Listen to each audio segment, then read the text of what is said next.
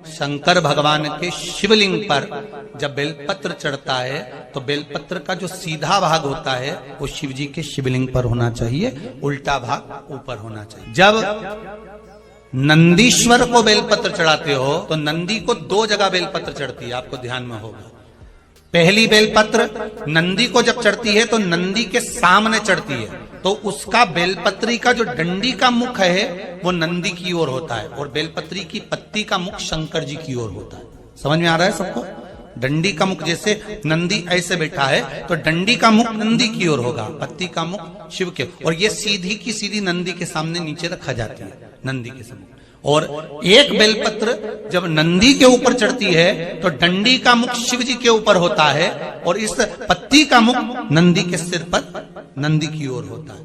ये 2 बेलपत्र रखकर शिव जी का स्मरण कर कर जाएं, कार्य सफलता की ओर बढ़ता है।